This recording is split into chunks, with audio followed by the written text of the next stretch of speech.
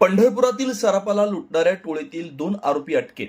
सूत्रधार आणि वाहन लवकरच ताब्यात घेऊ, वाघमोडेंचं वक्तव्य. पंढरपूर शहर गुन्हे प्रकटीकरण शाखेनं उघड केला गंभीर जबरी चोरीचा गुन्हा. पंढरपूर शहरातील सराफ व्यापारी दिलीप कदम हे आपले सराफाचं दुकान बंद करून 20 फेब्रुवारी रोजी नेहमीप्रमाणे रात्री 9 वाजता घराकडे निघालेले असतात. कराड रोडवरील वरद विनायक हॉस्पिटल समोर त्यांची दुचाकी वाहनाला पांढऱ्या रंगाच्या थार या चारचाकी वाहनानं पाठलाग करून पाठीमागून धडक देऊन जखमी करून लुटण्याचा प्रयत्न केला होता. या टोळीतील 2 आरोपींना शहर पोलिसांनी ताब्यात घेतलं. लवकरच मुख्य सूत्रधार व गुन्ह्यात वापरलेले थार वाहन ताब्यात घेणार असल्याचं पंढरपूर शहर वरिष्ठ पोलीस निरीक्षक दशरथ वाघमोडे यांनी पत्रकार परिषदेत सांगितलं. शहरातील सराफ व्यापारी दिलीप कदम यांच्याकडे सोने आल्याची माहिती आरोपींना समजल्यानं त्यांनी सराफ व्यापारावर पाळत ठेवली. दरम्यान 20 फेब्रुवारी रोजी नेहमीप्रमाणे त्यांनी दुकान बंद करून आपल्या बुलेट गाडीवरून घराकडे निघालेले असताना थार या चारचाकी वाहनातून लुटारू आरोपींनी त्यांचा पाठलाग सुरू केला. त्यांना धडक देऊन खाली पाडलं व त्यांच्या ताब्यातील बॅग, सोन्याचे दागिने असतील या उद्देशानं जबरदस्तीने हिसकावून घेऊन पोबारा केला होता.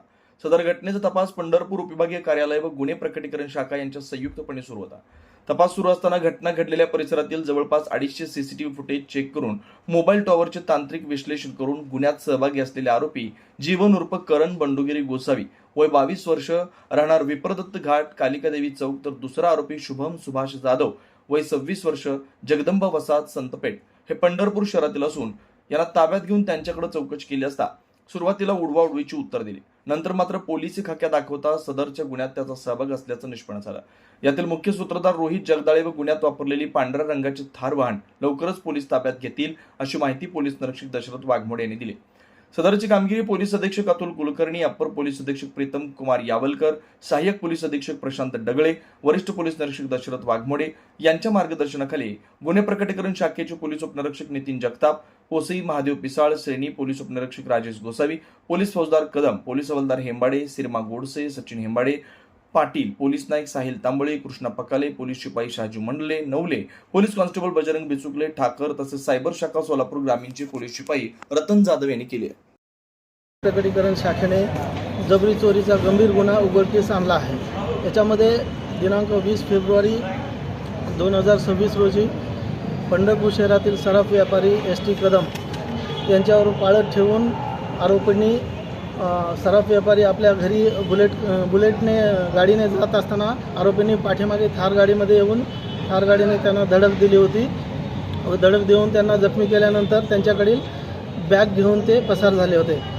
याच्यामध्ये माननीय पोलीस अधीक्षक श्री अतुल कुलकर्णी सर यांच्या मार्गदर्शनाखाली तसेच अपर पोलीस अधीक्षक प्रीतम यावलकर सर आणि आमचे उपविभागाचे सहाय्यक पोलीस अधीक्षक श्री प्रशांत डगळे सर यांच्या मार्गदर्शनाखाली पंढरपूर शहर पोलीस स्टेशनच्या गुन्हे प्रकटीकरण शाखेने अहोरात्र मेहनत करून 250पेक्षा जास्त CCTV फुटेज चेक केले.